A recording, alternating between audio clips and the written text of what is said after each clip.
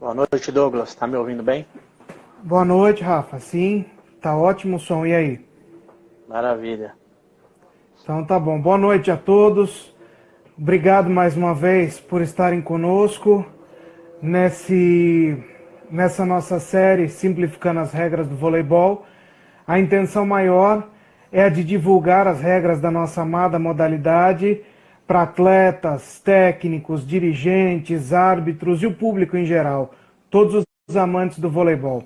Ontem nós tivemos as regras 1, 2 e 3. Das regras de ontem, nós tivemos 3 perguntas que me enviaram, mais 2 perguntas estão anotadas e nós vamos deixar para depois porque elas dizem respeito ao saque, tá? Essas perguntas dizem respeito ao saque envolvido com a linha que o Rafa falou ontem. Então, quando nós chegarmos em saque, nós vamos passar para vocês, tá? Então, nós só temos uma pergunta que cabe à regra 1, 2 e 3, que é do Pedro Casanova, que eu já vou passar para o Rafa. Esse projeto, Simplificando as Regras do Voleibol, é uma parceria da Associação de Árbitros de Voleibol do Estado de São Paulo, a Vôlei SP, com a Liga de Voleibol de Sorocaba e região, tá? O Dalmir, ele está nos acompanhando aí por trás, só que ele está meio ocupado, que ele está numa reunião da Cobrave agora, mas até o final ele vem conosco aqui, vai aparecer aqui para dar um oi para vocês, e o Rafa vai dar sequência nas regras que ele começou ontem, né? Hoje nós vamos para as regras 4, 5, 6 e 7. Rafa, então, só te fazendo já a pergunta que o Pedro Casanova mandou. Aliás, antes da pergunta, eu agradeço todos vocês que participaram do quiz. Nós tivemos, até a hora que nós começamos a live agora, 245 pessoas que responderam o quiz, tá? Muito obrigado. Alguns árbitros precisam prestar mais atenção, que alguns árbitros responderam errado, que eram questões bem fáceis, né? Os árbitros não podem errar esse tipo de questão. Então, agradecemos a participação. Então, para passar a palavra para o Rafa, já vou colocar a pergunta que o Pedro fez. Segundo a regra... Douglas, só um minutinho. Parece que tem alguém dizendo aí que está sem som. Não sei se é pontual com relação a ele ou se não está saindo o som para todo mundo. Eu estou te ouvindo bem.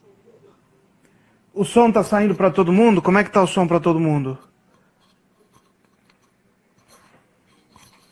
Como é que está o som para vocês? Normal, Juliano? Juliano diz que está normal. Celso diz que está normal. Acho que está normal, Rafa. Tá bom, então. Então vamos seguir. Tá, então, iniciando, mais uma vez agradeço a participação de vocês aqui conosco. Agradeço o Rafa, mais uma vez, e o Dalmir, que está aqui com a gente também, está acompanhando aqui por trás, tá? Pela execução desse projeto. E vamos à pergunta que ficou de ontem, então, para darmos início à regra de hoje, que é uma regra bem extensa. A regra 7, principalmente, é uma regra bem difícil, né? Que é a última regra que nós vamos passar hoje. Então, a pergunta do Pedro Casanova. Segundo a regra, se a bola tiver 4 libras,30, 4 libras,40 ou 4 libras,50, está dentro da regra, certo? Numa mesma partida, pode ter esses 3 tipos de libras na bola, esses 3 tipos de calibragem? Boa noite, Rafa, obrigado e é com você. Tá ok. Antes de mais nada, Douglas, uma boa noite a todos. Quero agradecer as felicitações que foram feitas pela live de ontem, né? Espero que todos permaneçam aqui junto conosco para dividirmos esses conhecimentos. Respondendo já diretamente aí a questão que o Pedro colocou, não podem estar, as bolas devem estar com a mesma calibragem. Por isso que antes de iniciar a partida, os árbitros calibram todas as bolas com a mesma, desculpa a redundância, com a mesma calibragem, com a mesma quantidade de libras ali, tá certo? Então, durante o jogo, elas devem se manter com a mesma quantidade de libras. Isso aí. Algumas pessoas me falaram que não conseguiram acessar a regra no site da CBV, tá? E outros me pediram se a gente vai passar a aula depois para vocês. A aula Na verdade, é a regra oficial. Então, tudo que estão nos slides é o que está na regra oficial. Só está mais bonitinho nos slides, tá?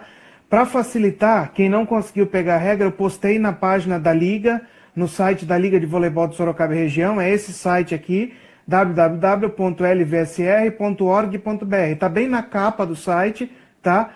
Abriu o site, você já vai ver a regra para baixar ali, para poder estar acompanhando conosco, tá? Então, dando início, Rafael, é com você. Maravilha. Bom, antes da gente iniciar, é importante eu fazer aqui duas observações, tá certo?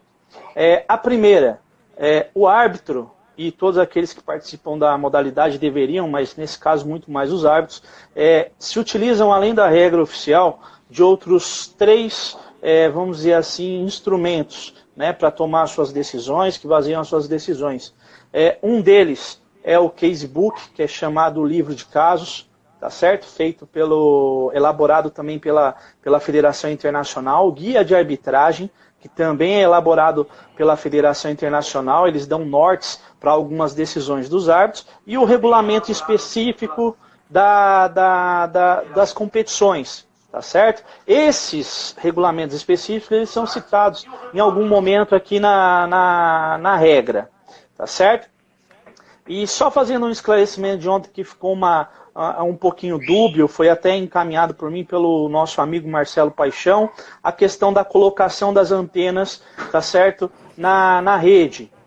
O guia de arbitragem, ele lembrou muito bem, ele traz essa colocação e aonde devem ser colocadas as antenas, tá certo? Obviamente em lados opostos da quadra, sempre na posição 4, ou melhor dizendo, como o Dalmir colocou ontem na live, que eu lembro que ele escreveu em seguida, na entrada de rede, tá certo?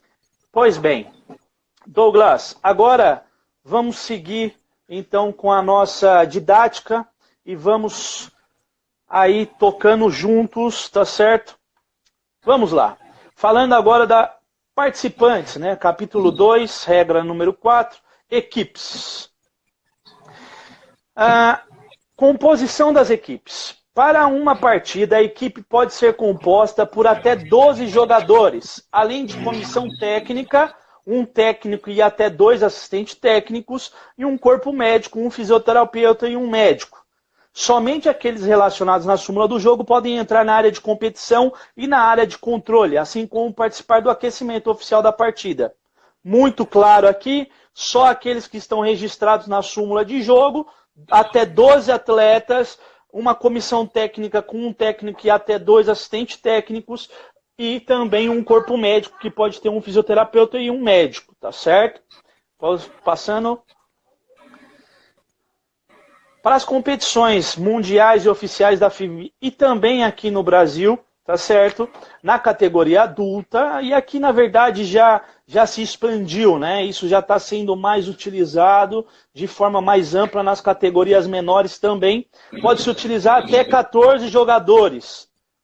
Pode ser registrado na súmula 14 jogadores. Os 5 membros, no máximo, da comissão técnica do banco, incluindo o técnico, são definidos pelo treinador, mas devem ser registrados na súmula e no formulário O2. Esse formulário O2, para quem não está muito habituado, é aquela relação nominal.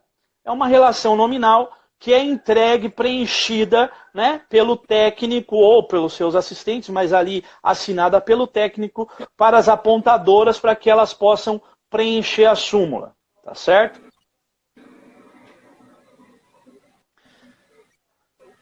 Bom, aqui é uma questão específica da Federação Internacional, tá certo? Que fala de supervisor da equipe, jornalista, médico, fisioterapeuta que não estão inscritos na súmula. Essas 4 figuras que não estão, quando o médico e o fisioterapeuta quando não estão inscritos nas súmulas. O supervisor e o jornalista que nunca são inscritos nas súmulas, eles têm um local reservado. Eles ficam em um local reservado pela organização da competição, tá certo? Seguimos, Douglas. O fisioterapeuta da equipe, ainda que não esteja no banco, pode auxiliar no aquecimento até o início do aquecimento oficial de rede. os regulamentos oficiais de cada evento serão encontrados no manual específico. Lembra que eu falei lá?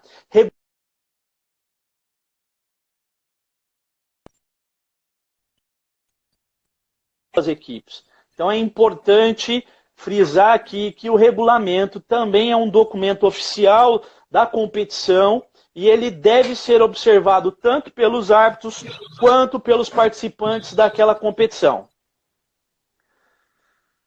Perfeito. Equipes. Um dos jogadores, exceto o líbero, é o capitão da equipe e será indicado na súmula do jogo.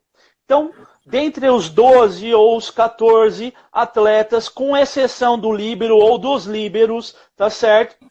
Um atleta é indicado como capitão da equipe, tá certo? E ele vai registrado na súmula, ele detém um campo específico que é feito um círculo, né, na numeração, campo específico não, é feito um círculo na numeração dele indicando que ele é o capitão da equipe. Somente os jogadores registrados na súmula do jogo poderão entrar em quadro e participar da partida. Não serão admitidas alterações na relação de jogadores, comissão técnica e corpo médico após a assinatura da súmula. Relação da equipe para a súmula eletrônica. Aqui no caso, se tiver súmula eletrônica, por parte do técnico e do capitão da equipe. Só fazendo um esclarecimento rápido, quando fala de súmula eletrônica é quando há o dispositivo, que a súmula é feita num computador, e aí existem tablets, existe todo um aparato tecnológico disponibilizado para as equipes. Isso você vai ver em competições oficiais da Federação Internacional, né? E aí o técnico lança a equipe dele naquele tablet, que é automaticamente lançada, após o ok dele, é lançado na súmula eletrônica, no computador, por onde a apontadora vai acompanhar o jogo, tá certo? Localização da equipe. Os jogadores que não estão atuando permanecerão sentados no banco da equipe ou na área de aquecimento de sua equipe. O técnico e os demais membros sentam-se no banco, mas podem deixá-lo desde que temporariamente. Os bancos das equipes situam-se ao lado da mesa do apontador fora da zona livre. Aqui vou fazer rapidamente uma observação. Aqui eu vou tirar o técnico e vou dizer: os demais membros da comissão técnica e médica sentam-se no banco, mas podem deixá-lo desde que temporariamente, tá certo? Isso serve para os demais membros. Lá na frente nós vamos ver que o técnico tem uma regulamentação diferente. Somente aos membros da equipe registrados na súmula do jogo é permitido sentar-se no banco durante a partida e participar do aquecimento oficial. Aquecimento oficial, só antecipando aqui, é aquele que ocorre após o sorteio, que é, na verdade, o que a gente conhece aqui como aquecimento de rede, tá certo? Esse é o aquecimento oficial. Seguimos, Douglas. Os jogadores que não estão atuando podem aquecer sem bola como segue. Durante o jogo, na área de aquecimento de sua equipe. Durante os tempos e tempos técnicos, na zona livre, localizada atrás do lado da quadra destinado à sua equipe. De forma resumida, os atletas que não estão participando do jogo, ou seja, ou estão no banco de reservas ou estão lá na zona de aquecimento, durante a partida e durante os tempos técnicos e os tempos solicitados pela equipe, eles podem aquecer sem a utilização de bola, tá certo? Na zona livre localizada atrás da sua quadra. Durante os intervalos do jogo, e aqui para ser mais específico, como a gente quer simplificar, nos intervalos dos sets, ou seja, entre os sets, os jogadores podem se aquecer usando bolas dentro de sua própria zona livre. Durante o intervalo prolongado, entre o segundo e o terceiro set, os jogadores podem usar sua própria quadra de jogo também. Esse caso específico de intervalo prolongado, ele eventualmente é utilizado pela televisão, tá certo? Quando há uma transmissão do jogo, para aquele marketing mais prolongado, para as propagandas, tá certo? E aí, normalmente, a televisão se utiliza de 5 minutos e não de 3, como é o intervalo natural. Então, nesse intervalo prolongado, é permitido que as equipes se utilizem, inclusive, da quadra de jogo para o aquecimento. Uniformes e demais equipamentos. O equipamento individual dos jogadores será composto de camiseta, calção, meias e calçado esportivo. Aqui já vou dizer, diz meias, não diz tamanho de meia, etc. Talvez o regulamento da competição vá dizer qual é o tamanho, mas tem que estar com a camiseta, calção, meias e calçado esportivo. A cor e o design das camisetas, calções e meias devem ser iguais para os jogadores, exceto para o líbero. Os uniformes devem estar limpos. O calçado deve ser leve e flexível, com sola de borracha ou composto de borracha, desprovido de salto. Aqui, rapidamente também, se por um acaso algum atleta estiver utilizando de um calçado inadequado, o árbitro tem o dever de impedir ele de utilizá-lo, para prevenir qualquer tipo de lesão. As camisetas dos uniformes dos jogadores devem ser numeradas de 1 a 20. Para competições mundiais e da FIB, essa numeração pode ser estendida, tá certo? Podem ter números maiores do que 20. O número será gravado no centro da camiseta, tanto na frente quanto nas costas. A cor e o brilho dos números deve contrastar com a cor e o brilho das camisetas. Vou logo fazer uma observação, porque eu tenho certeza que muitos que estão nos assistindo devem estar pensando nos uniformes das equipes de campeonatos, por exemplo, italiano ou da própria Superliga, onde os números não estão gravados no centro da camiseta. Ok. Como eu disse a vocês antecipadamente, existe um regulamento da competição. Eventualmente, o regulamento da competição pode sim, tá certo, alterar essa possibilidade de numeração e também todo o uniforme utilizado pelas equipes, ele é previamente aprovado pelo organizador da competição. Então, se o organizador aprova a utilização daquele uniforme, ao árbitro cabe apenas acatar aquela decisão e seguimos em frente, tá certo? A gravação do número será de no mínimo de 15 centímetros de altura no peito e 20 centímetros de altura nas costas. A espessura do traço que forma os números será de no mínimo 2 centímetros de largura. Na camiseta, e esse é o dado mais importante aqui dessa parte da regra, na camiseta do uniforme do capitão da equipe deverá constar uma tarja com 2 centímetros de altura por 8 centímetros de comprimento, localizado abaixo do número gravado. Aqui fica um recado aos amigos árbitros, aos amigos técnicos e aqueles atletas que costumam ser capitães da sua equipe, que façam a utilização dessa tarja, que não iniciem o jogo sem a utilização dessa tarja. É de extrema importância, é importante identificar, é só dessa forma que nós conseguimos saber quem é o capitão em jogo e lá na frente nós vamos entender o porquê dessa necessidade de termos a identificação, de sabermos quem é o capitão da equipe, ok? É proibida a utilização de uniformes de cores diferentes para jogadores regulares, excetuando o uniforme dos líberos ou desprovida de numeração conforme os padrões oficiais. Em competições da Federação Internacional, em especial as competições de países, né, vamos assim dizer, Liga Mundial ou Liga das Nações, Olimpíadas, você habitualmente vai ver um uniforme de acordo com o que consta da regra de fato. Na sequência, nós temos aí o exemplo de uniformes, como deveria ser. Pula esse, Douglas. Temos aqui uniformes das seleções, você vê que a numeração está bem clara, isso facilita bastante para os árbitros e para as apontadoras, que são também de extrema importância no jogo, tá certo?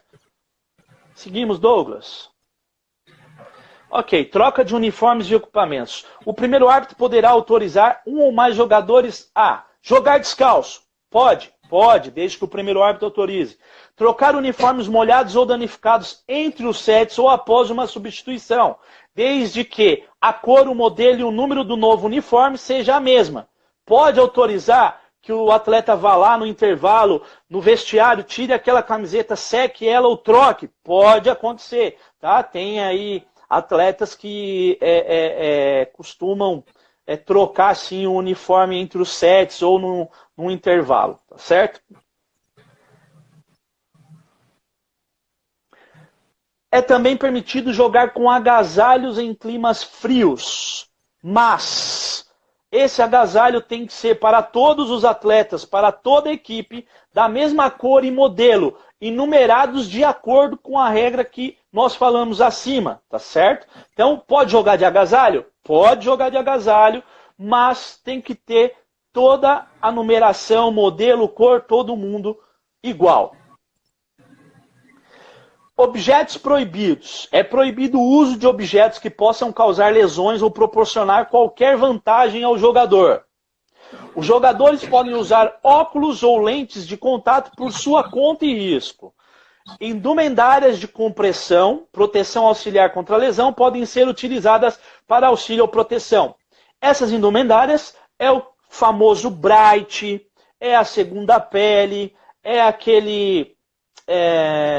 Douglas, me ajuda aí que eu não me recordo o nome, que o pessoal usa na coxa também, usam aqueles shorts de ciclista, enfim, tudo isso é nominado como indumentárias de compressão. E elas podem ser utilizadas. Não vou entrar aqui na discussão se elas causam ou não algum tipo de vantagem, enfim, não importa, tá aqui na regra, é o que a gente tem que seguir, tá certo? Importante lembrar também que o árbitro, se perceber que o atleta está utilizando algum equipamento que pode causar lesão a ele ou causar lesão a outros atletas, deve obrigatoriamente solicitar que o atleta retire aquele equipamento. Tá certo? Seguimos, Douglas. Aqui está estampando, né? O responsável pela equipe, que é o capitão, está estampando bem a tarja ali. E começamos, então, agora com responsáveis pela equipe. Ambos, capitão da equipe e o técnico, são responsáveis pela conduta e disciplinas dos membros de sua equipe. Os líberos não poderão ser os capitães da equipe. Então, tá bem claro aí quem são os responsáveis pela equipe. Técnico e capitão. Seguimos. Capitão. Antes da partida, o capitão assina a súmula e representa a sua equipe no sorteio. Ok? Durante a partida e enquanto enquadra, vou repetir para frisar bem. Durante a partida e enquanto enquadra, quando ele está em quadro, o capitão da equipe é o capitão no jogo. Quando o capitão da equipe não está em quadro, ou seja, aquele que está tarjado, tá certo? Aquele que participou do sorteio, quando ele não está em quadra, o técnico ou o próprio capitão, na ausência do técnico, tá certo? Se não existe um técnico, só existe o capitão ali na quadra. Então esse capitão ou técnico da equipe deverá designar outro jogador em quadra, excetuando-se o líbero, para assumir o papel de capitão no jogo. Este desempenhará as funções de capitão até ser substituído ou o capitão da equipe retornar ao jogo ou o set terminar. Então vou deixar de forma bem clara. Se o capitão da equipe, aquele que está com a tarja, tá certo? Que está identificado como capitão da equipe, se ele não estiver em quadra, obrigatoriamente o técnico tem que designar um novo capitão. É por isso que o segundo árbitro normalmente se aproxima, tá certo? Do técnico para solicitar para que ele indique quem é o novo capitão em quadra, tá certo? Seguimos. Quando a bola não estiver em jogo, somente o capitão no jogo, dentre todos os membros da equipe, estará autorizado a dirigir-se aos árbitros para solicitar explicações sobre a aplicação ou a interpretação das regras, assim como submeter os pedidos e perguntas de seus colegas de equipe. Se o capitão no jogo não concordar com a explicação do primeiro árbitro, ele poderá protestar formalmente contra a referida decisão e, de imediato, comunicar ao primeiro árbitro o requerimento do direito de registro oficial na súmula ao final da partida.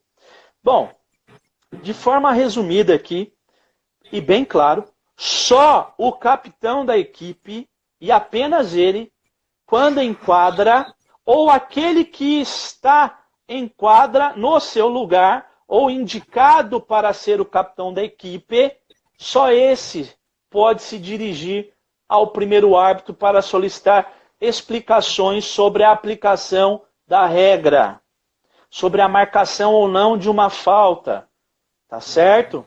Então é só esse, por isso que é importante estar identificado, e quando não está, ele é identificado através de um sinal formalmente inicial, que é levantando a mão, né, quando indicado como capitão em quadra, para que todos saibam que é só ele que pode se aproximar do primeiro árbitro e pode ir até lá para solicitar esclarecimentos.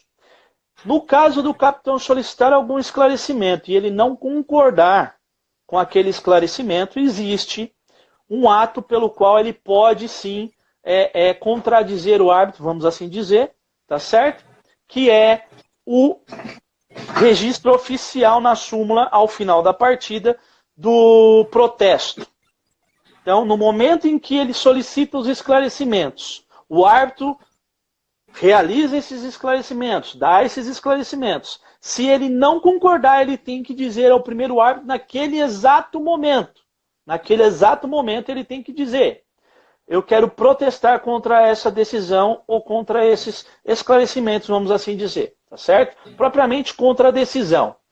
Se ao protestar contra a decisão, ao final da partida, ele fazendo esse protesto, ele tem que obrigatoriamente reiterar esse protesto, e aí sim vai ser permitido a ele fazer esse registro. Seguindo, o capitão pode pedir autorização para trocar o uniforme no todo ou em parte, para verificar as posições das equipes, para verificar o piso, a rede e a bola. Aí volta lá ao que o Pedro perguntou, às vezes a bola pode murchar no decorrer do rally ali, e ele pode solicitar para que seja verificado. A altura da rede, pode ocorrer algum problema com a rede, ele também pode solicitar. E o piso, aí não precisa ser só o capitão, qualquer pessoa que está ali pode solicitar que seja verificado. Estando molhado o piso, para a segurança das equipes é necessário verificar. Aqui só um adendo rápido e importante, tá certo? O capitão pode solicitar que seja verificado as posições da sua equipe e da equipe adversária também, tá certo? Lá na frente a gente vai tratar melhor disso. Seguimos aí, Douglas. Na ausência do técnico, solicitar tempos de substituições. É bom frisar isso. Perdão. Na ausência do técnico, solicitar... Perdão, Douglas, eu não passei batida aqui. Desculpa. Quando não tem um técnico em quadra, não tem um técnico registrado na súmula, não compareceu o técnico, não existe técnico para aquela equipe, tá? O capitão é quem solicita os tempos e substituições. A questão da substituição é muito mais simples, né? Basta o atleta ingressar na zona de substituição, ela já está dada como solicitada, tá certo? Seguimos, Douglas. Ao final da partida, o capitão da equipe agradece aos árbitros e assina a súmula para ratificar o resultado. Então, é obrigação do capitão da equipe agradecer. Poderá, caso tenha requisitado ao primeiro árbitro no momento do acontecido, registrar seu protesto oficial contra a aplicação ou interpretação da regra por parte dos árbitros. Foi o que eu já expliquei anteriormente com relação aos protestos. O técnico, que é o outro responsável pela equipe. Durante a partida, o técnico conduz as jogadas de sua equipe de fora da quadra de jogo. Ele indica a formação inicial, os reservas e solicita tempos. No desempenho de suas funções, suas requisições serão submetidas ao segundo árbitro. Acho que aqui não tem dúvida. Antes da partida, o técnico, vou tirar essa parte de registro, confere os nomes e os números dos jogadores de sua equipe na relação nominal da súmula, assinando-a logo após. Aqui eu quero deixar uma dica para aqueles que são técnicos, tá certo? É para conferir. Os senhores devem conferir o que foi lançado na súmula, porque após assinar, não há mais como fazer nenhuma retificação ali, tá certo? Durante a partida, o técnico, antes do início de cada set, entrega ao segundo árbitro ou apontador a papeleta de ordem de serviço devidamente preenchida e assinada. Senta-se no banco destinado à sua equipe o mais próximo possível do apontador, podendo deixá-lo. Requisitar tempos de descanso e ou substituições. Aqui vou fazer só um adendo rápido, uma explicação rápida com relação a sentar o mais próximo. Por isso que aquela primeira cadeira, ela está sempre à disposição do técnico. A primeira cadeira do banco de reservas, ela está sempre à disposição do técnico e deve estar sempre à disposição do técnico, porque é ali o local dele sentar, porque ali é o local mais próximo possível do apontador.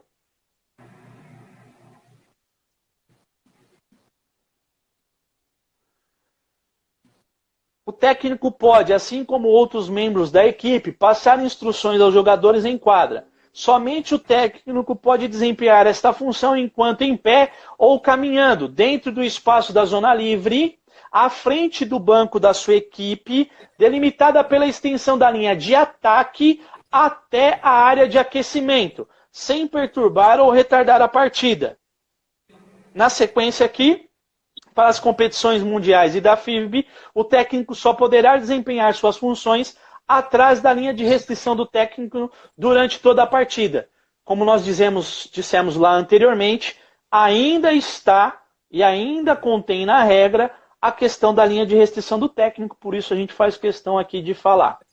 O assistente técnico, ele senta-se no banco da sua equipe, não possui direito a qualquer intervenção no jogo, tá certo? Ele só senta e só faz o auxílio, só assiste ao técnico da sua equipe. No caso de ausência, tá certo? No caso de ausência do técnico, o assistente técnico, ele pode assumir as funções do técnico, desde que o capitão em quadra, tá certo? Capitão no jogo, solicite ao primeiro árbitro essa autorização. Então, vamos dizer que o técnico tenha que deixar o jogo, por qualquer motivo, tá certo? Independentemente do motivo, ele saia da quadra de jogo, tenha que deixar a quadra de jogo, e o assistente técnico venha assumir as suas funções. Como isso vai ocorrer? O capitão em jogo vai se dirigir ao primeiro árbitro, solicitar a ele a permissão para que o assistente possa assumir as funções do técnico. E o primeiro árbitro pode ou não admitir isso, certo?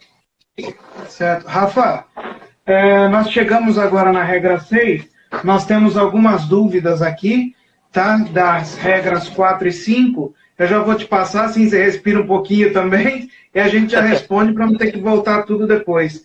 Tá ótimo. O Dalmir até andou respondendo já aqui para alguns, mas é bom responder aqui para a gente enfatizar para todos, né? Então aqui o Carneiro perguntou, o corpo médico pode ter 2 membros na mesma função, por exemplo, 2 fisioterapeutas ou 2 médicos? Essa é uma discussão que já teve, acho que consta, não me recordo em qual documento, não pode ter. É um médico ou um fisioterapeuta. Seguindo aqui, o César de Sorocaba perguntou quais os critérios para o árbitro autorizar o atleta a jogar descalço ou não. Deixa eu só fazer rapidamente com relação à pergunta anterior, mas no regulamento específico da competição pode haver uma permissão, tá certo? Para que se tenha 2 médicos, 2 fisioterapeutas, e aí o árbitro vai acolher. Pela regra, é um fisioterapeuta e um médico. Não pode ter 2 na mesma função. O critério é se de fato o atleta necessita jogar descalço ou não.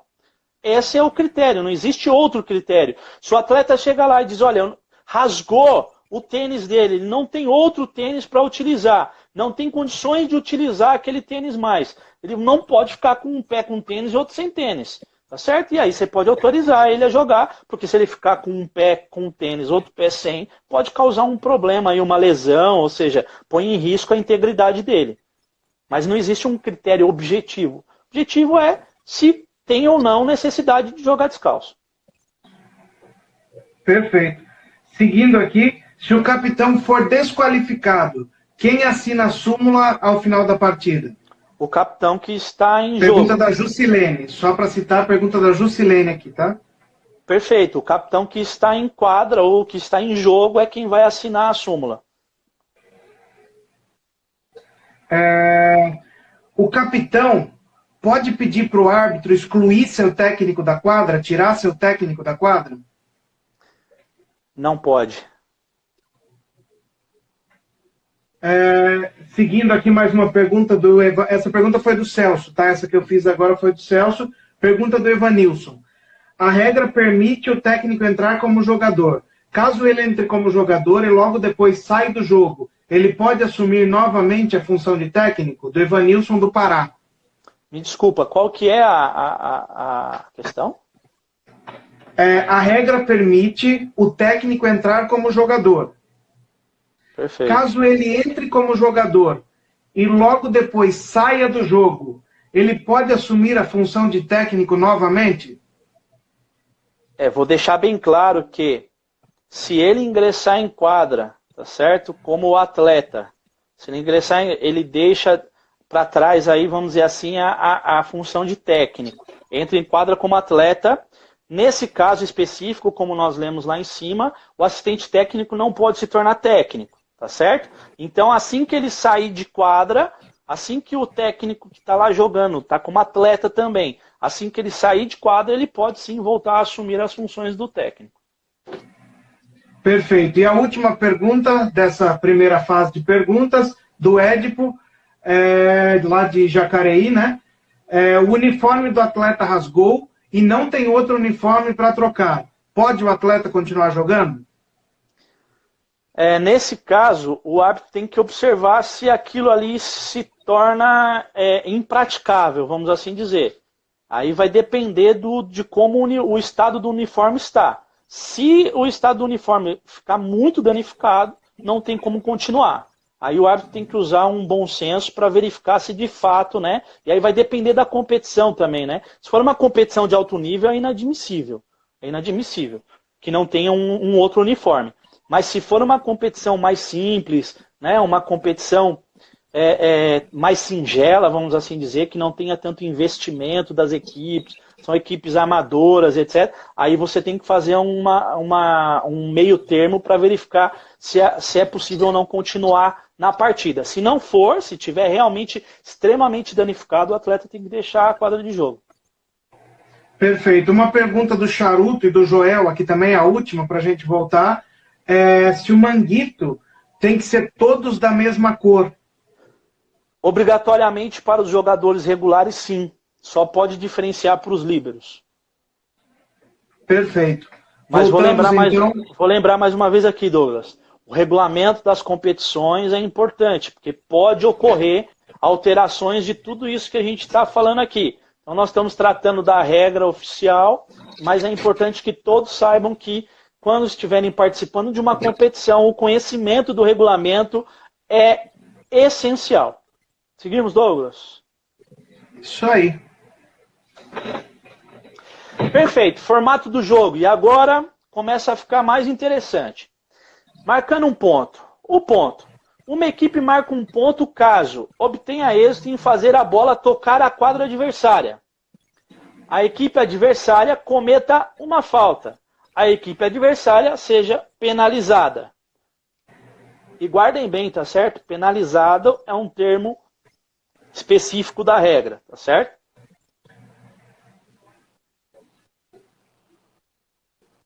Falta. Uma equipe comete uma falta ao transgredir qualquer regras do jogo ou violando-as, de outra maneira. Os árbitros julgam as faltas e determinam as penalidades de acordo com as regras. Se duas ou mais faltas são cometidas sucessivamente, somente a primeira é marcada.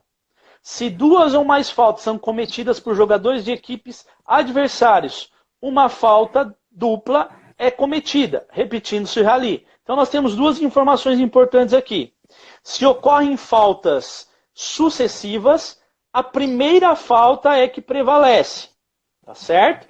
Então, é importante lembrar disso. Duas faltas sucessivas, a primeira prevalece. E no caso de ocorrerem duas ou mais faltas por jogadores adversários, num mesmo ato, na mesma ocasião, isso é tido como uma falta dupla, e aí é obrigatório repetir o rally. Rally e rally completo. Definições importantes aqui, galera. Vamos lá. Rally é a sequência de ações de jogo ocorridas desde o momento em que o saque é executado pelo jogador sacador até o momento em que a bola é considerada fora de jogo. Perfeito? Rally completo é a sequência de ações de jogo as quais, ao final, resultam em um ponto.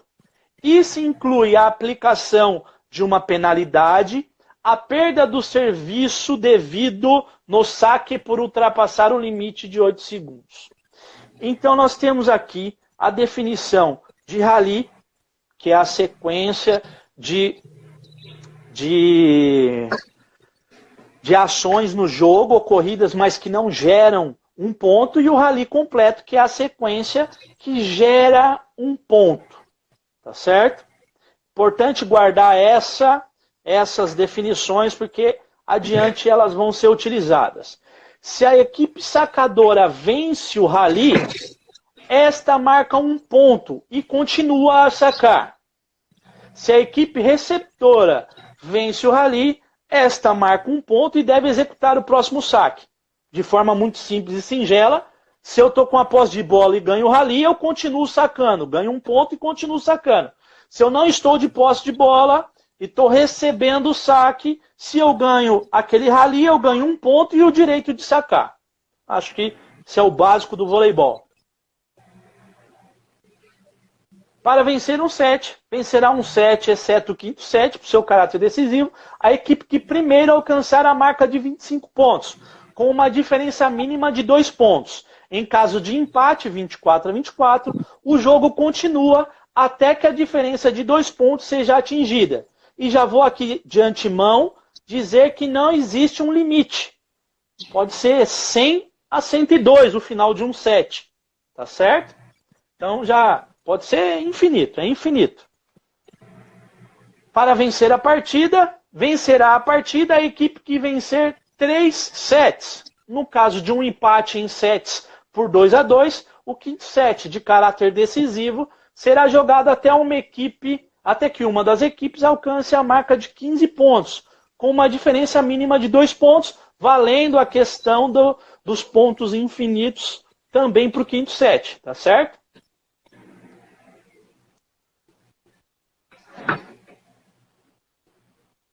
Equipe ausente e equipe incompleta. A equipe que se recusar a jogar, após ser convidada para tal, será declarada ausente, desistindo da partida, que terá como resultado a derrota por 3-0 em sets e parciais de 25-0 em cada set. A equipe que injustificadamente não se apresentar ao local, hora e data marcados para a partida, será declarada ausente. A partida terá o mesmo resultado e parciais que os da regra acima. Então nós temos aqui, nesse último item que eu li, no 6.4.2, o famoso WO. Esse é o WO, a equipe não compareceu para a partida. Acima, nós temos a equipe que se recusa a jogar. E aqui é importante dizer que a equipe que se recusa a jogar, independentemente do placar em que estava, o momento em que ela se recusa a jogar, ela perde a partida por 3-0, 25-0 em cada set. Então vou dar um exemplo bem drástico aqui. Está jogando, tá? A equipe do Pinheiros contra a equipe do Paulistano. E no terceiro set, enquanto a equipe do Pinheiros vencia por 2-0 em sets e vencia por 24-1 o terceiro set, por qualquer motivo, não sei lá, inventem aí como vocês quiserem, a equipe do Pinheiros se recusou a continuar na partida. Não quis jogar mais, não voltou mais para o jogo, se recusou. O que o árbitro vai fazer? Ele vai finalizar a partida, tá certo? Dar àquela equipe como uma equipe ausente E o Pinheiros vai perder o jogo por 3-0, parciais 25-0, 25-0 e 25-0. Perfeito? Seguimos, Douglas. A equipe declarada incompleta, aqui estamos tratando de equipe incompleta já, ok? Tratamos anteriormente de equipe ausente, agora de equipe incompleta. A equipe declarada incompleta para o set ou para a partida perderá o set ou a partida. A equipe adversária receberá os pontos ou sets necessários para vencer o set ou a partida. A equipe declarada incompleta manterá seus pontos e sets ganhos até o momento da declaração. Bom, aqui é diferente do que aconteceu. Vou utilizar do mesmo exemplo, tá certo? Que eu utilizei anteriormente. Esporte Clube Pinheiros jogando, vencendo por 2-0, 24-1, tá certo? E o Paulistano, num determinado momento do jogo, Paulistano não, me perdoe, a equipe do Pinheiros só tinha 6 atletas, só aquelas 6 que estavam em quadra nesse 24-1. Uma atleta se lesiona gravemente e não pode continuar no jogo. A equipe dela vai estar, nesse momento, com apenas 5 atletas. O que ocorre? Não pode continuar o jogo. Com 5 atletas, tá certo? Não pode continuar o jogo. Então, nesse momento, a equipe dela é declarada incompleta para aquele set e são concedidos os pontos necessários para a equipe adversária para vencer aquele set. Então vai vencer o set por 26-24. O Paulistano vence o set por 26-24 e os demais sets por 25-0 e vence o jogo nesse caso, vence o quarto set por 25-0, o quinto set por 15-0 e nesse caso ele vence a partida por 3-2, a equipe do Paulistano. Tá ok? Seguimos, Douglas. Aqui nós temos aí na estrutura, deixa aquela foto lá, olha aí, nosso amigo Paulo Beal, os 2 atletas posicionados, os capitães das equipes posicionados para o sorteio, ok? Um árbitro de frente para o outro, um atleta de frente para o outro e o sorteio. Seguimos, Douglas. Sorteio. Antes do início da partida, o primeiro árbitro realiza o sorteio para decidir qual equipe executará o primeiro saque, assim como o lado da quadra em que cada uma atuará durante o primeiro set. Caso o quinto set de caráter decisivo seja necessário, um novo sorteio será realizado. O sorteio será realizado com a presença dos capitães das 2 equipes. Seguimos. Agora o mais importante. O vencedor do sorteio escolherá entre o direito de executar ou receber o primeiro saque ou o direito de escolher o lado da quadra que sua equipe iniciará a partida. Então, deixando bem claro para vocês, quem vence o sorteio tem o direito de escolher entre sacar, receber ou o lado da quadra. Tá certo? O perdedor do sorteio é reservado o direito à alternativa restante. Não tem, acho que, dúvida aqui. Então, se eu sou o capitão da equipe, venci o sorteio, se eu escolhi receber o saque, por exemplo, a outra equipe tem o direito de escolher entre... Ela vai estar com o direito, na verdade, de sacar, mas tem o direito de escolher um ou outro lado da quadra. Tá certo? E se eu sou o capitão da equipe que venci e escolhi o lado da quadra, o outro capitão tem o direito de escolher entre sacar ou receber. Aquecimento oficial. Antes do início da partida, caso as equipes dispuserem de uma quadra exclusivamente para aquecimento, estas terão 6 minutos de aquecimento de rede em conjunto. Caso contrário, poderão ter 10 minutos. Para as competições mundiais oficiais da FIBA, e aqui no Brasil também, são utilizados 10 minutos de aquecimento simultâneo na rede. É aquilo habitual, aquecimento de rede que a gente sempre vê ocorrendo. Se qualquer dos capitães requisitar que o aquecimento de rede seja realizado de forma separada, ou seja, consecutivamente, cada equipe terá direito a 3 ou 5 minutos, conforme o caso. No caso de aquecimentos separados, a equipe que executará o primeiro serviço será a primeira a realizar o aquecimento de rede. Aqui 2 dados importantes e rápidos, sintetizando bem a situação. Se um dos capitães disser que quer aquecer separadamente, ele tem esse direito e o árbitro obrigatoriamente tem que conceder. Tá certo? Então ele vai aquecer separado na rede como?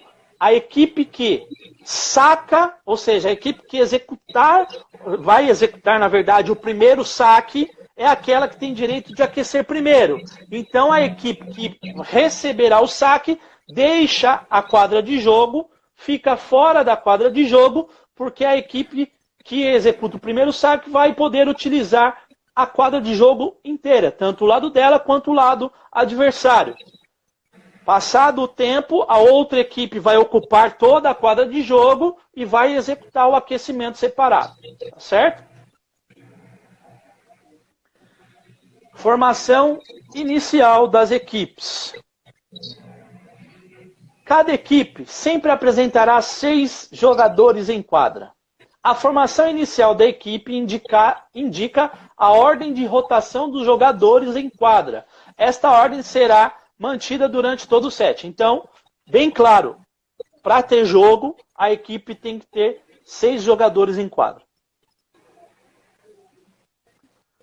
Antes do início de cada set, o técnico deve apresentar a formação inicial de sua equipe na papeleta de formação ou através de dispositivo eletrônico, no caso, como eu falei anteriormente, do tablet, ser utilizado.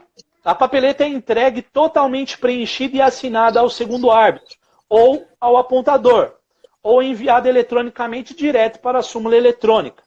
Os jogadores que não constarem na papeleta de formação inicial de um set, excetuando-se os líberos, serão os reservas para aquele set. Então, para quem não tem conhecimento, e essa é a ideia, transmitir para aqueles que também não conhecem, existe um documento que é uma papeleta pequena, quadrada, que tem todas as posições da quadra, que nós vamos ver daqui a pouco, e ela é preenchida pelo técnico com o número dos atletas que vão iniciar a partida e qual posição cada atleta vai ocupar. Isso é entregue ao segundo árbitro ou ao apontador e é lançado na súmula a partir dessa papeleta a ordem em que a equipe vai jogar. Seguimos, Douglas. Após a papeleta de formação inicial ser entregue ao segundo árbitro ou apontador, qualquer alteração na formação da equipe em quadra deverá ser efetuada através de uma substituição regular. Divergências entre o posicionamento dos jogadores em quadra e a papeleta de ordem inicial serão dirimidas da seguinte forma. Então, deixa eu deixar bem claro o primeiro tópico, 7.3.4. Entregou a papeleta e está lá na equipe, vamos dizer assim, na posição 1, o 1, o 2, vamos seguindo aí, tá certo? 1, 2, 3, 4, 5 e 6. Essa é a numeração dos meus atletas. Se por um acaso, na hora de formatar a equipe dentro de quadra, na hora de entrar na quadra, estiver lá um atleta que não seja o 1, o 2, o 3, o 4, o 5 ou o 6, se o técnico insistir em mantê-lo em quadra, ou seja, está lá o número 7 e não o número 6, se o técnico insistir em mantê-lo em quadra, tem que realizar uma substituição regular. Então, vai ser feita a substituição. O número 6 entra em quadra, fica ali, e o número 7 vai para a posição de substituição, para a zona de substituição, e é feita uma substituição regular. Bom, voltamos aqui então. Divergências entre os posicionamentos dos jogadores em quadra e a papeleta de ordem inicial serão dirimidas da seguinte forma. 1. Caso a divergência seja identificada antes do início do set, as posições dos jogadores devem ser retificada de acordo com a papeleta de formação inicial. A equipe em questão não será sancionada. Vamos deixar bem claro para quem está assistindo um jogo, quando o segundo árbitro se aproxima da quadra antes do início da partida, vocês podem perceber que ao se aproximar da quadra ele está com um documento na mão que é a papeleta inicial e é ali que ele confere todas as posições desses atletas. Se por um acaso houver alguma posição ali trocada, obrigatoriamente o árbitro deve corrigir essa posição, Tá certo? Então vamos dizer que o número 6, que deveria estar na posição 6, ele está, na verdade, na posição 5 incorretamente. Então, o árbitro tem que chamar a atenção para que ele se posicione corretamente na posição 6. Seguimos, Douglas. Caso antes do início do set, uma posição seja ocupada por outro jogador, que não seja aquele listado na papeleta de formação inicial, esta deverá ser corrigida conforme o relacionado e assinada pelo técnico. A equipe em questão não será sancionada. Pode acontecer daquele mesmo exemplo que eu usei inicialmente, ao invés do número 6 estar em quadra, está o número 7. O que o árbitro vai fazer? Ele simplesmente vai mandar o número 7 sair da quadra e vai colocar o número 6 ali e ponto final. Se o técnico não quiser fazer a substituição, nenhum problema, o atleta número 7 vai lá para a zona de aquecimento ou para o banco de reservas e o número 6 joga normalmente. Seguimos. Todavia, e agora vem, se o técnico desejar conservar tal jogador não registrado em quadra, será solicitada uma substituição regulamentar registrada na súmula. Seguimos, Douglas. Bom, se a divergência entre as posições dos jogadores e a papeleta de formação inicial é verificada após o início do set, o posicionamento da equipe faltosa deve ser retificado, deve ser corrigido. Os pontos obtidos pela equipe adversária são mantidos, além de receber um ponto e o direito ao próximo saque. Todos os pontos marcados ou recebidos pela equipe faltosa, desde o momento em que houve a troca de posição, serão cancelados. Então eu vou tentar aqui sintetizar para os mais simples, inclusive não só para os árbitros, mas para aqueles que são praticantes e que não têm tanto tato com a regra. Se por um acaso aquele atleta número 6 que deveria estar em quadra, ele não está, e o número 7 permaneceu ali sem que o segundo árbitro ou a equipe de arbitragem, a apontadora, ninguém percebeu, e ele jogou, e a equipe dele foi vitoriosa em 2 pontos. Tá certo? Então a equipe dele está vencendo por 2-0, e nesse momento, no momento em que se verifica que ele está incorretamente em quadro, ou seja, a apontadora percebeu, o segundo árbitro percebeu, o primeiro árbitro percebeu que aquele atleta não deveria estar em quadra. Nesse momento, se estiver, por exemplo, 2-0, são retirados os pontos, vai para 0-0 novamente, e o atleta número 6 tem que ingressar em quadra.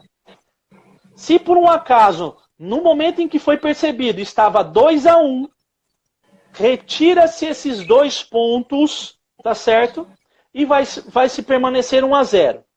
No entanto, se a posse de bola estiver com a equipe que está posicionada incorretamente, com um atleta irregular, a posse de bola imediatamente passa para a equipe adversária, essa equipe recebe 1 ponto, tá certo? Então, se estiver 2-0, a posse de bola vai para a equipe adversária, essa equipe vai ficar com 1-0 e vai ser retificado. O atleta número 6 vai entrar em quadra. Tá certo? Acho que fui claro aí com essa discussão que é bem complicada. E até para prevenir, porque eu sei que essas perguntas ocorrem, se por um acaso se percebeu, tá certo? Com um ponto, não vai haver uma duplicidade de pontos. Seguimos, Douglas? Rafa, vamos lá. A pergunta do Beto Campos, aqui o Betão de Barretos. Beto. Um abraço, Beto. Grande Betão. Isso aí. Se houver uma confusão no aquecimento de rede entre as equipes, você autoriza, você manda as equipes irem para o saque ou manda aquecer separado até se esgotarem os minutos? Não tem, nesse caso não vai haver aquecimento separado. Na verdade, eu posso tanto mandar a equipe para o saque, se não foi uma confusão generalizada que causou um tumulto muito grande, ou posso simplesmente encerrar o aquecimento oficial também. É permitido também encerrar o aquecimento oficial e, obviamente, quando iniciar a partida, iniciar com as punições necessárias. Isso aí. A Jusilene, se a equipe está sacando e o adversário recebe uma penalidade, um cartão vermelho, essa equipe que está sacando, a equipe dela que está sacando, tem que realizar um rodízio? Não. A equipe não precisa. A equipe, ela tá sacando e a equipe adversária que tomou a penalidade, é isso, Douglas? Isso, é que isso. cortou um pouco a... É isso? Isso. Não. A equipe dela Não tá sacando não e a adversária toma uma penalidade. não é realizado nenhuma rotação. Continua no saque normalmente, só ganha o ponto. Perfeito. E se, por exemplo, uma equipe se atrasar para o jogo, você realiza o sorteio com apenas um capitão ou você tem que esperar o outro capitão para realizar o sorteio? Essa dúvida aí eu já imaginava que surgiria. Na verdade, não existe sorteio com um único capitão. O que é feito quando uma equipe está atrasada, né? Existem regulamentações específicas, regulamentações antigas, e hoje existe na Cobrave, né, um manual que diz do procedimento. Mas no caso, eu, Rafael, entendo ser muito mais justo aguardar até o limite, tá certo, do horário, para se fazer o sorteio. Então vamos só dar um exemplo aqui rápido. Se o jogo está marcado para as 19 horas e o meu regulamento, tá certo, permite uma tolerância de 30 minutos, o que eu faço? Eu vou liberar o aquecimento de rede, tá certo? E vou dar, obviamente, à disposição para o capitão. O capitão vai me dizer, olha, eu quero sacar, quero receber, quero esse lado da quadra. Enfim, ele vai escolher. Ele pode escolher, não tem problema nenhum. Tá? Ele já vai me dizer antecipadamente, isso já vai ficar registrado. Mas eu vou partir para o aquecimento de rede às 19h20.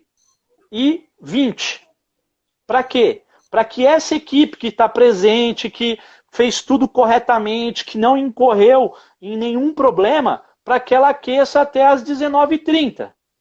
Se a equipe adversária chegar, ela vai adentrar a quadra de jogo, vai ser lançado na súmula todos os atletas, vai ser verificada a regularidade dela, e assim que verificada a regularidade, se ainda tiver o aquecimento de rede disponível, ou seja, se ainda a equipe que estava presente ainda tiver dentro do tempo de aquecimento, pode ser permitido que ela participe desse aquecimento. Se ela não tiver, se tiver acabado, ela perde o direito do aquecimento de rede e o jogo se inicia diretamente sem o aquecimento oficial pela equipe que chegou atrasada. Isso aí, agora aumentou a responsabilidade, hein, Rafa? O mestre Simino entrou aqui com a gente, grande árbitro internacional que representou muito para o nosso voleibol. Sem dúvida, sem dúvida. Um abraço, professor. Abraço, Simino. Tem mais duas perguntas aqui sobre falta de cabelo na rede, esse tipo de coisa. Nós não vamos falar sobre isso, porque vai ter a questão do toque na rede, isso aquilo lá para frente, aí nós respondemos essa pergunta, tá? Perfeito, então acho que todos já voltaram, podemos voltar para a regra, né? Vamos lá. Bom, seguindo. Caso um jogador não relacionado na relação nominal esteja em quadra, todos os pontos do adversário serão considerados válidos, além de receber um ponto e o direito ao próximo saque. A equipe faltosa perderá todos os pontos e ou sets ganhos a partir do momento que o jogador não registrado entrou em quadra.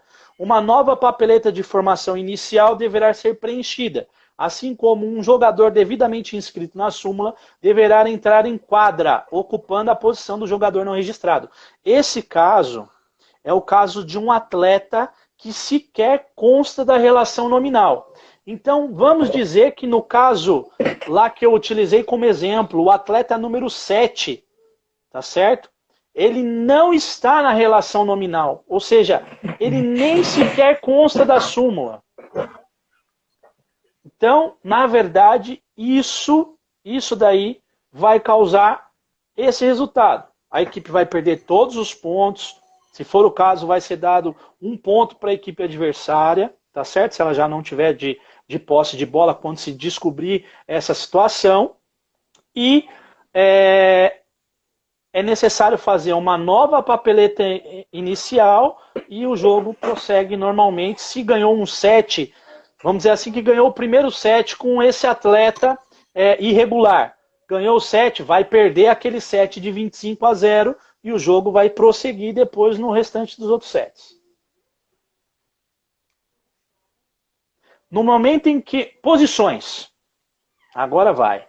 No momento em que a bola é golpeada pelo sacador, cada jogador, exceto o sacador, deverá estar posicionado dentro de sua quadra, conforme a ordem de rotação, que está lá na papeleta inicial. As posições dos jogadores em quadra são numeradas da seguinte forma. 3 jogadores ao longo da extensão da rede formam a linha de frente e ocupam as posições 4, 3 e 2. Os 3 restantes formam a linha de trás, ocupando as posições 5, 6 e 1. Então, 4 lá na frente, tá certo? 4 frente esquerda, 3 frente central, 2 frente direita. Atrás, 5 traseira esquerda, 6 traseira central, 1 traseira à direita. Está aí bem claro uma posição em quadra. Então, 4, 3, 2, 1 lá, como está descrito na regra anterior, 5, 6, 1. Tá certo? Posição 1, traseira direita, 6, traseira central, 5, traseira esquerda. Posição 4, frente esquerda, 3, frente central, 2, frente direita. Posição relativa entre jogadores. Cada jogador da linha de trás deve estar posicionado mais afastado da linha central do que seu jogador correspondente da linha de frente. Tá certo? Então, quem está atrás tem que estar posicionado mais afastado da linha central do que aquele seu jogador correspondente da linha de frente. Os jogadores da linha de frente e os da linha de trás, respectivamente, devem estar posicionados lateralmente, conforme a ordem indicada na regra. Seguimos, Douglas. As posições dos jogadores são determinadas e controladas conforme a posição do contato de seus pés com o solo da seguinte forma.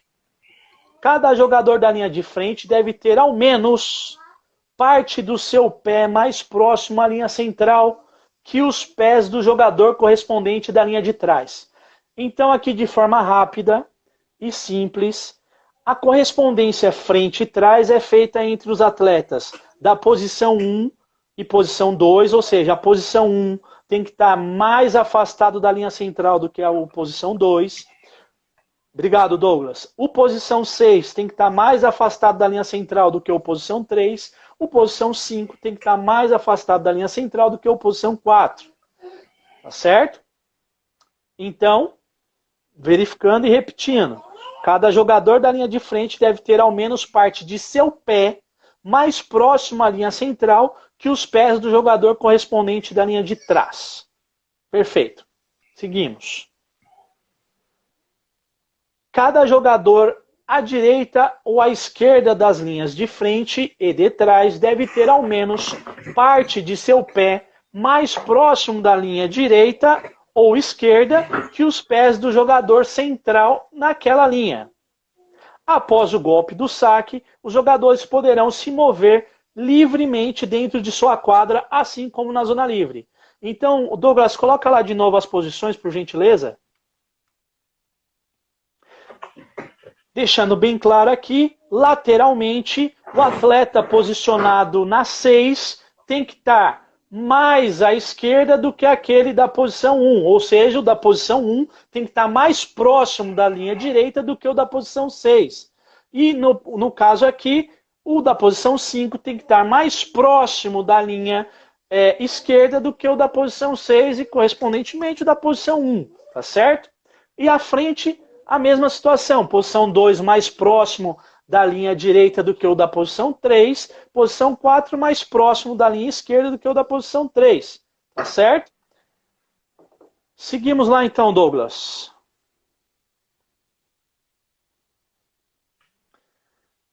Aqui, não sei se todos veem com clareza, tem a disposição.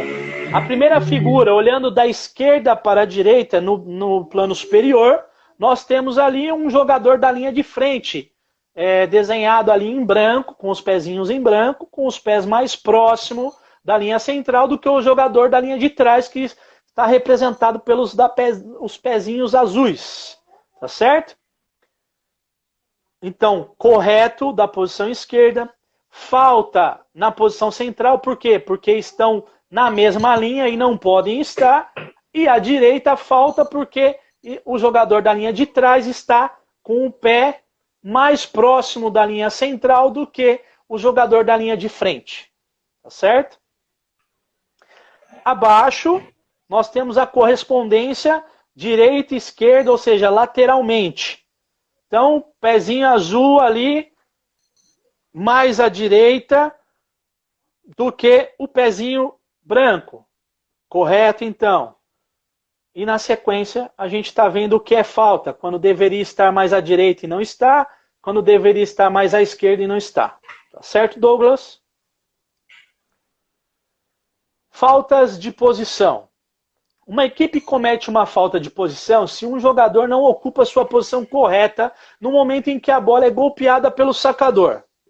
Quando um jogador está na quadra por meio de uma substituição ilegal e o jogo se inicia, isto é considerado uma falta de posição com as consequências de uma substituição ilegal, como a gente já viu acima, tá certo? Se o sacador comete uma falta no momento do golpe do saque, esta se sobrepõe à falta de posição. Se o saque torna-se faltoso após o golpe do sacador, a falta de posição se sobrepõe àquela. Então, aqui de forma rápida, se no momento da execução do saque, o sacador, vou só dar um exemplo, um único exemplo, ele pisa na linha, essa acho que foi até uma dúvida de um colega nosso na live anterior, se ele pisa na quadra e executa o saque de dentro da quadra e a equipe adversária está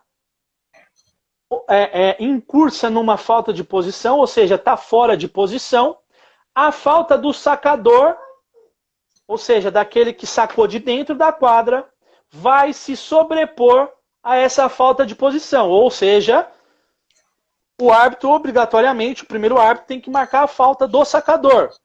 Tá certo? No entanto, se o atleta executa o golpe de saque corretamente, ou seja, executa o saque corretamente, e esse saque se torna faltoso, vou dar um exemplo, a bola vai para fora, essa falta de bola fora, ela não se sobrepõe à falta de posição. Isso quer dizer que a falta de posição vai ser marcada pelo, vamos dizer assim, pelo segundo árbitro, vamos dizer, tá certo? Vamos dizer que é a equipe receptora que está fora de posição, a equipe receptora vai ser punida com essa falta de posição, independentemente do saque ter ido para fora. Seguimos, Douglas. Uma falta de posição acarreta as seguintes consequências. A equipe faltosa é sancionada com 1 ponto e a equipe adversária terá o direito ao próximo saque. O posicionamento dos jogadores da equipe faltosa deve ser retificado. Então, vamos dizer que a equipe receptora está fora de posição, tá certo? O segundo árbitro marca essa falta. Marcada essa falta, vai ser dado mais 1 ponto para a equipe sacadora. A posse de bola já está com ela, é mantida a posse de bola com ela. E o segundo árbitro, obrigatoriamente, tem que corrigir a posição da equipe receptora que cometeu a falta. Tá certo?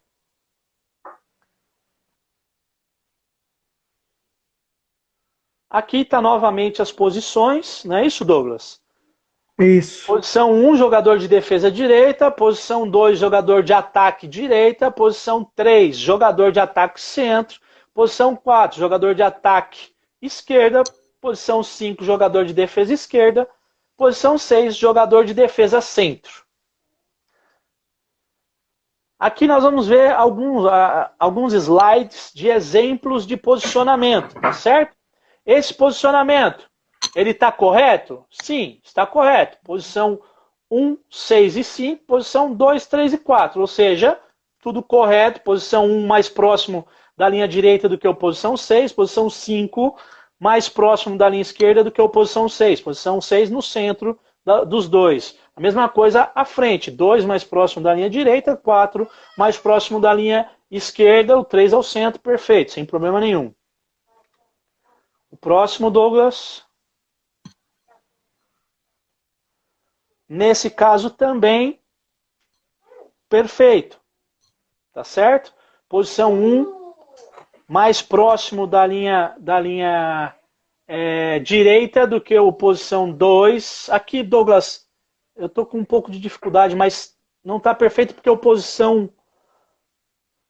Posição 1 tá certinho, Rafa. Perfeito, posição não, perfeito. É que eu não sumiu da tela minha aqui, não sei se aconteceu com os outros. Voltou aqui.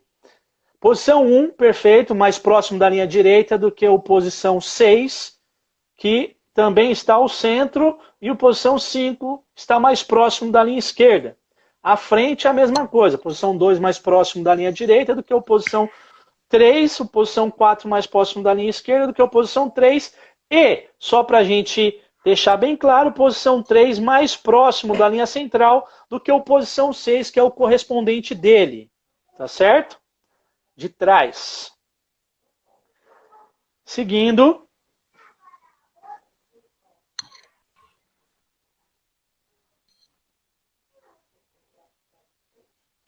Não sei o que está acontecendo aqui, Douglas. Já passou? Não apareceu aí?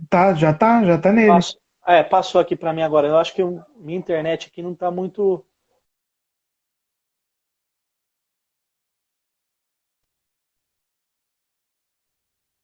Tirando aí, Douglas, a bolinha. Tá me ouvindo?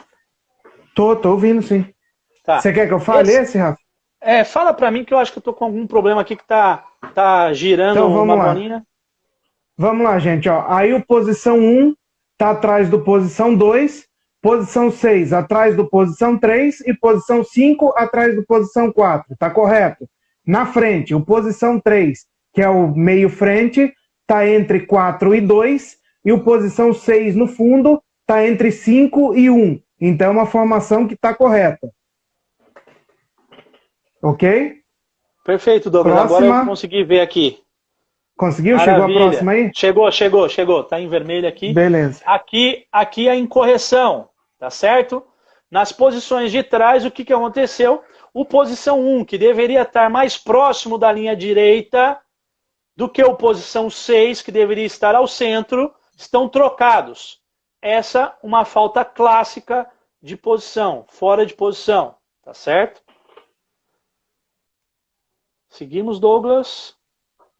Aqui também tudo correto. Posição 1, mais próximo da linha direita do que a posição 6. Posição 5, mais próximo da linha esquerda do que a posição 6. Posição 2, mais próximo da linha direita do que a posição 3. Posição 4, mais próximo da linha esquerda do que a posição 3. O 6 ali ainda, posição 6 continua ainda mais distante da linha central do que a posição 3. Tá certo? 1 e 2 também, mesma correspondência aí, também mais próximos, os dois, a posição 2, 3 e 4 estão correspondentes mais próximos à linha central.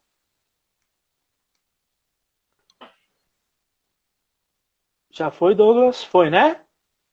Não, esse ainda não. Agora, 1, 2, perfeito. Posição 1, perfeito, aqui também essa posição. Por quê? Posição 1 mais próximo da linha direita do que a posição 6. Mesma coisa, posição 5 mais próximo da linha esquerda do que a posição 6. Posição 6 mais distante da linha central do que a posição 3. Lá na frente a mesma coisa, 2 e 4 correspondente mais próximos às suas linhas do que a posição 3 central.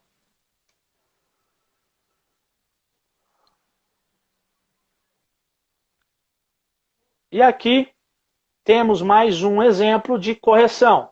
Posição 1 mais próximo da linha direita, tá certo? Do que a posição 6. Posição 5 mais próximo da linha esquerda do que a posição 6. À frente a mesma coisa, 2 mais próximo da direita do que o 3. 4 mais próximo da linha esquerda do que o 3. E na correlação frente e trás, todos também corretamente. 2, 3 e 4 mais próximo da linha central do que posição 1, 6 e 5. Perfeito, Douglas. E aqui temos um exemplo de falta de posição na correspondência frente-trás. Por quê? O posição 6 deveria estar mais distante da linha central do que a posição 3. E nesse caso eles estão invertidos, tá certo? A posição 6 está mais próximo da linha central do que a posição 3, e isso caracteriza uma falta de posição.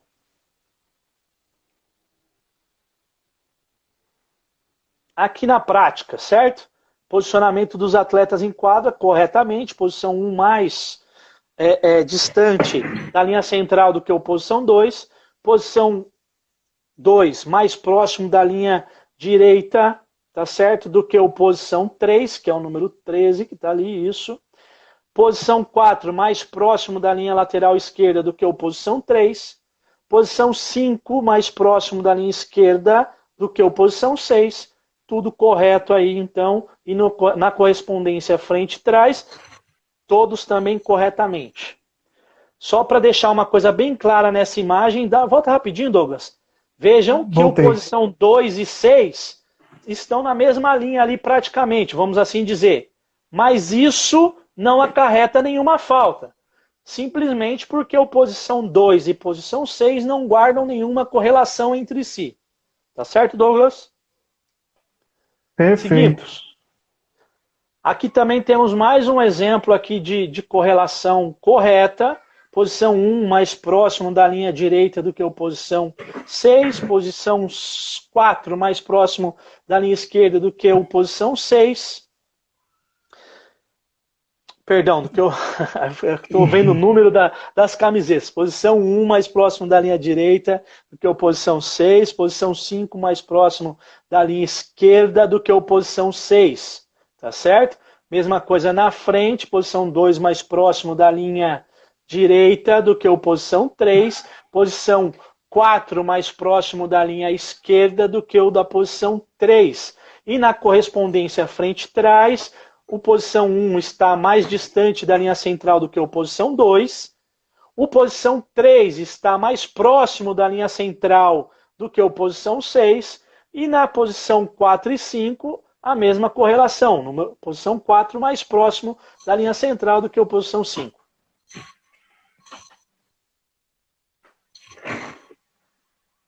Seguindo aqui, mais uma correlação correta. Posição 1 está mais próximo da linha lateral direita do que a posição 6. Assim como posição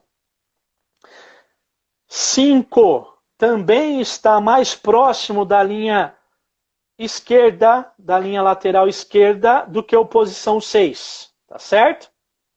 A mesma coisa à frente. A posição 2 está mais próximo da linha direita do que a posição 3, e a posição 4 está mais próximo da linha esquerda do que a posição 3.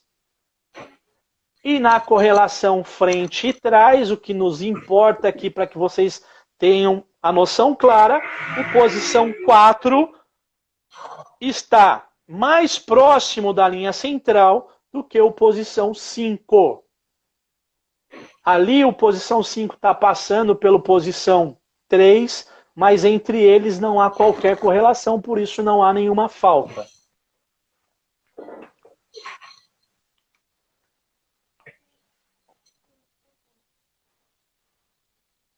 Aqui também podemos observar mais um exemplo. Posição 1 está mais à direita, ou seja, está mais próximo da linha direita do que a posição 6, assim como a posição 5 está mais próximo da linha esquerda do que a posição 6. A mesma coisa acontecendo na correlação frente. Posição 2 está mais próximo da linha direita do que a posição 3. O posição 4 está mais próximo da linha esquerda do que a posição 3. E na correlação frente e trás, percebe-se pelo posicionamento, ou pelos pés do atleta, tá certo? O pé do atleta, posição 6 está mais distante da linha central do que a posição 3. O posição 1 está mais distante da linha central do que a posição 2. O posição 5 está mais distante da linha central do que a posição 4. Então, perfeita correlação, perfeita posição também.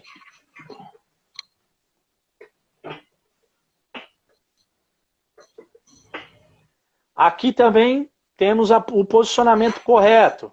Posição 1 mais próximo da linha direita do que a posição 6. Posição 5 mais próximo da linha esquerda do que o posição 6. À frente, posição 2 mais próximo da linha direita do que o posição 3. Posição 4 mais próximo da linha esquerda do que o posição 3, tá certo? E na correlação frente-trás, o que mais traria dúvida seria a posição 4 e 5, mas pelo posicionamento dá para ver que o pé esquerdo do posição 4 está à frente, então mais próximo da linha central do que o da posição 5, e por isso o posicionamento está correto.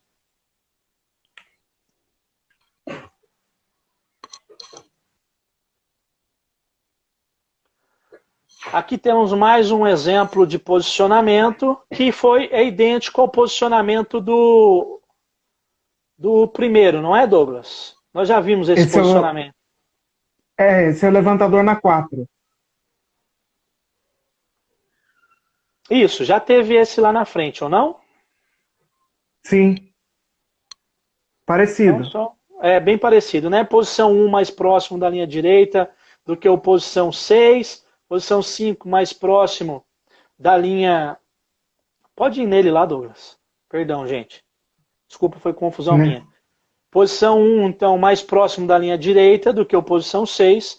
Posição 5 mais próximo da linha esquerda do que a posição 6. À frente, a mesma situação. Posição 2, posicionado mais próximo da linha direita do que a posição 3. E a posição 4, mais próximo da linha esquerda do que a posição 3.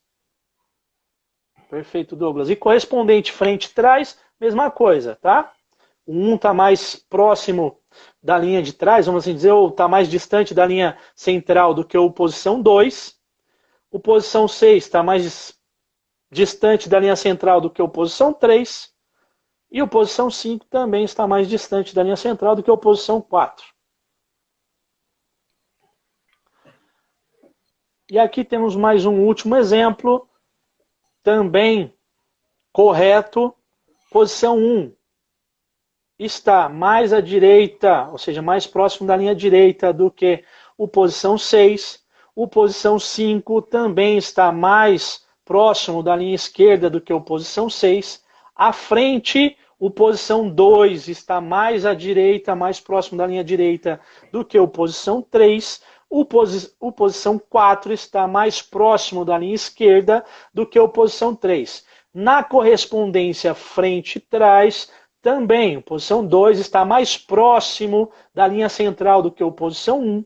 O posição 3 está mais próximo da linha central do que a posição 6. E o posição 4 está mais próximo da linha central do que a posição 5.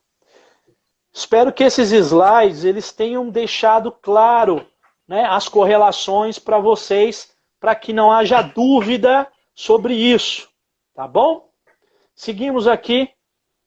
Rotação. A ordem de rotação é determinada pela formação inicial da equipe e controlada através da ordem de saque e posição dos jogadores durante todo o set. Quando a equipe receptora ganha o direito de sacar, os jogadores avançam uma posição no sentido dos ponteiros do relógio. Jogador da posição 2 avança para a posição 1 para sacar. Jogador da 1 retorna para a 6 e assim por diante. Então, ele vai girar, a equipe vai girar sempre na ordem do relógio. Então, o 2 vem para 1 para sacar, o 1 vai para 6, a 6 vai para 5, 5 para 4, 4 para 3, 3 para 2. Faltas na rotação. Uma falta na rotação é cometida quando o saque não é efetuado conforme a ordem de rotação, acarretando as seguintes consequências. O apontador paralisa o jogo através da campainha. A equipe oponente ganha 1 ponto e o próximo serviço. Se a falta de rotação é determinada somente após o rally ser completado, o qual se iniciou com uma falta de rotação, somente um único ponto é dado à equipe oponente, independentemente do resultado do rally jogado. Então aqui, o que acontece? Era para sacar o número 6 e na verdade equivocadamente foi sacar o número 1. No momento em que é executado esse saque, ou seja, o atleta toca a bola para executar o saque, a apontadora toca a campainha informando que ocorreu um erro na rotação. tá? E informa o segundo árbitro, que vai informar o primeiro árbitro, que na verdade o atleta correto para sacar deveria ser o atleta número 6 e não o número 1. Perfeito. Se isso ocorrer, ou seja, for verificado após o rally, tá? Que houve um erro na rotação, a equipe ela perde a posse de bola, tá certo? Essa posse de bola é dada para a equipe adversária e um ponto. Mas se ao final do rally a equipe que tem direito a esse ponto, ou seja, a equipe receptora, foi quem ganhou o rally, aí não é dado um novo ponto, ou seja, não é dado mais um ponto para ela. Então vamos dizer que a equipe do Pinheiros está sacando e o atleta número 6 vai lá e saca equivocadamente no lugar do número 1. Esse rally continua, tá certo? Esse rally continua e ao final do rally a equipe do Paulistano venceu esse rally, tá certo? Se ao vencer o rally, aí ao final do rally, foi verificado que na verdade não era o número 6 quem tinha que sacar, e era o número 1, ou não era o número 1, era o número 6, ou seja, verificou-se que a equipe do Pinheiros, o sacador estava incorreto, simplesmente vai se fazer a correção da posição da equipe, e a posse de bola já está com a equipe do Paulistano, e ela já ganhou o rally. Então ganhou o ponto e não vai ser concedido mais nenhum ponto pelo erro de rotação. Seguimos. A ordem de rotação da equipe faltosa deve ser retificada. Além disto, o apontador deve determinar o momento exato da ocorrência da falta e todos os pontos anotados desde este momento pela equipe infratora deverão ser cancelados. Os pontos dos adversários são mantidos. Caso o momento da ocorrência da falta não possa ser determinado, não há cancelamento de pontos e o saque para o adversário será a única sanção. Então, se por um acaso foi no início da partida, tá certo? Verificou-se no início ali do set, no início do erro. Então, tá 0-0, aí vai ser, vou alterar aqui o exemplo, tá 2-0 para o Pinheiros, tá rolando, Pinheiros ganhou a posse de bola, tá 2-0 pro Paulistano, Pinheiros ganhou a posse de bola, 2-1, tá certo? Aí, ao invés do número 6, que era o atleta do Pinheiros que deveria sacar, foi para sacar o número 7, tá? Vou utilizar esse como exemplo, e ele saca, por exemplo, 2 vezes incorretamente, e só na terceira vez, e aí tá 2-2, só na terceira vez, foi verificado o erro, tá certo? Esses 2 pontos conquistados com o sacador incorreto, com o número 7 incorreto, eles são retirados. Tá certo? Acho que esse exemplo tenha deixado claro. Acabamos. Perfeito, aí, né, Douglas? Rafa. Acabamos a regra 7. Quem tiver dúvida sobre essas 4 regras, 4, 5, 6 e 7, pode mandar para a gente. Enquanto isso, nós vamos respondendo. Nós ainda vamos chegar nisso lá na frente, mas o Dirceu está perguntando aqui. O segundo árbitro pode apitar erro de posição, falta de posição, no caso, da equipe sacadora ou vice-versa? Pergunta do Dirceu Acerbi, lá de São Paulo. Nós vamos responder agora ou deixa para depois? Eu acho que podemos deixar para depois, que nós vamos chegar especificamente. Pode, se quiser responder, manda bala. Eu posso responder, eu vou só responder não. Mas depois lá na frente a gente vai falar melhor sobre isso. Isso, vai explicar melhor. E o César está perguntando aqui se, por exemplo, se as duas equipes, a equipe sacadora e a equipe receptora, estiverem com falta de posição, de quem prevalece o erro? Não prevalece de ninguém, é repetido o rally. É uma falta dupla. Isso aí. Gente, então esse acho caso, que... Douglas, Pode esse falar. caso tem lá no Casebook, hein? Aham. Gente, mais alguma pergunta? Mais alguma dúvida? Aqui não tem mais nenhuma pergunta sobre essas regras, então quer dizer que a aula foi boa, né, Rafa? Todo mundo entendeu tudo? Não tem mais questionamentos? Eu acho que no direct vão surgir perguntas aí, hein, Douglas? Acho que devem surgir, sim. Isso aí, se alguém tiver alguma dúvida, manda pra gente no direct, por favor, tá? Nós vamos estar respondendo aí para vocês. Lembrando que no sábado, às 20h30, nós teremos aqui uma live com o árbitro internacional de vôlei de praia, Marcos Sérgio Braga, que vai falar sobre o papel do comentarista de arbitragem na TV, tá? E sobre uma abordagem geral do vôlei de praia. Na quinta-feira nós temos a participação do árbitro internacional Gediel de Carvalho, vai estar participando da live aqui com a gente, tá? Chegaram mais algumas perguntas aqui, deixa eu passar para você. Voltando na regra 5.3.2. Espera aí, deixa eu ver a regra 5.3.2 aqui, Rafa.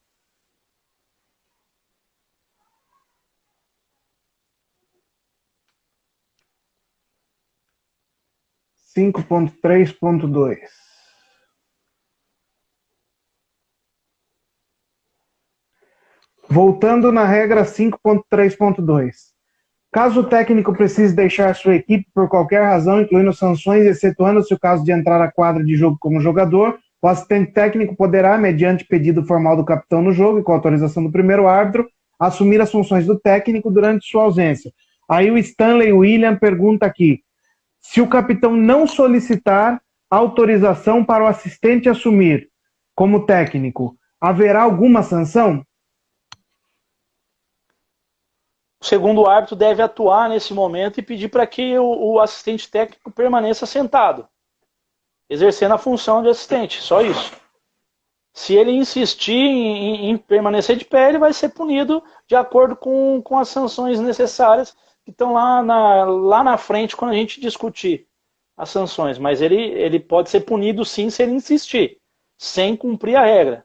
Mas infelizmente, Douglas, eu vou até ser um pouco mais didático aqui, até porque eu sei que tem técnicos nos ouvindo e etc.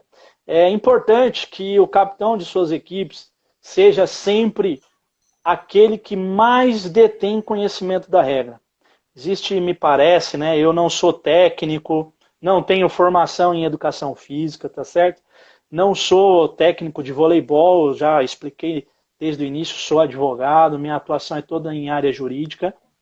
Mas eu percebo que os técnicos têm por hábito nomear como capitão das suas equipes aqueles melhores atletas. Ou seja, aquele que tem melhor desenvoltura técnica e não que tem melhor conhecimento da regra.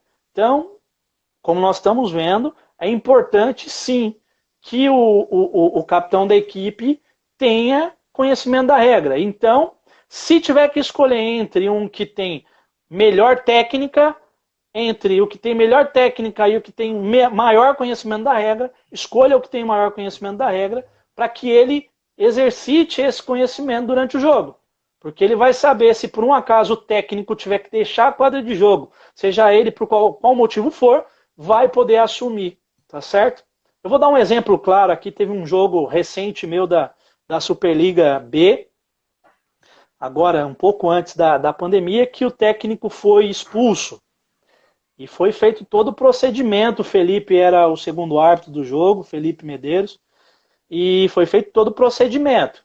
O técnico foi expulso, o assistente técnico solicitou para que a capitã se dirigisse até mim, né? Eu era o primeiro árbitro, ela veio até a minha presença e solicitou para que o assistente técnico pudesse assumir as funções do técnico e foi permitido. Isso aí, o Janes está comentando aqui, o Janes de Tietê, que inclusive o capitão pode até ser punido por desconhecimento da regra, né? Pode sim, Isso eu a regra prevê. conheço um árbitro que é o nosso parceiro aqui, diretor de árbitros, Dalmir Medeiros, que puniu um atleta, eu não vou nem citar aqui o nome do atleta, mas um atleta bem famoso aí, bem quisto pela torcida, pelos brasileiros, foi punido sim por desconhecimento de regra. Isso aí, o Laelson está falando aqui dos 3 minutos, equipe completa por lesão. Nós não vamos citar, Laelson, porque fala disso lá na frente. Na substituição excepcional, tudo tem o caso específico disso. Então, quando chegar lá na frente, nós vamos abordar com detalhes, tá, Laelson? Mas obrigado pela pergunta. Bom, gente, só para finalizar, o Rafael comentou da ordem de saque. Isso aqui é uma ordem de saque que os técnicos devem preencher. De ponta cabeça. Peraí, então tem que pôr na câmera de trás, peraí. Ó, aqui é uma ordem de saque que os técnicos têm que preencher e entregar para a apontadora ou para o segundo árbitro antes do início de cada set, tá? tem que assinar também. Uma pergunta, Rafa, minha, que é importante você colocar: e se a equipe não tiver técnico? Porque aqui está dizendo que é a assinatura do técnico. E se a equipe não tiver técnico, quem assina? Não é necessária assinatura. Isso aí. Gente, então, agradeço, Rafa, por mais um dia. Agradeço todos vocês que ficaram conosco até agora, até as 18 para meia-noite, quase viramos aí para outro dia. Muito obrigado pela participação, pelo envolvimento de vocês. Agradeço muito, Rafa e o Dalmir, pelo projeto. E deixo para o Rafa fazer suas considerações finais e fazer o encerramento. Bom, eu queria só deixar claro que realmente hoje também é um pouco extenuante, porque é um tema bem duro de ser tratado. Os temas de amanhã, quarta-feira, correto? Quinta, amanhã e quinta, são temas temas menores, né?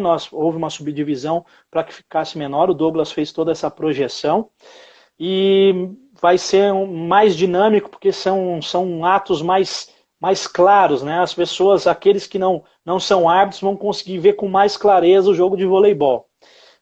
Quero agradecer, Douglas, mais uma vez e dizer que é brilhante, você é um cara aficionado pelo voleibol, todos nós sabemos, e quero dedicar, assim, toda a minha homenagem a você, agradecer ao Dalmir por permitir que a gente possa executar esse projeto, e agradecer a todos que estiveram conosco aí, e pedir para que amanhã voltem aí, vamos continuar os nossos conhecimentos, vamos difundir os conhecimentos do voleibol, para que todos, quando estiverem praticando, assistindo, atuando, trabalhando, enfim, seja como for, para que possa aí fazê-lo da melhor forma possível com conhecimento. Um abraço.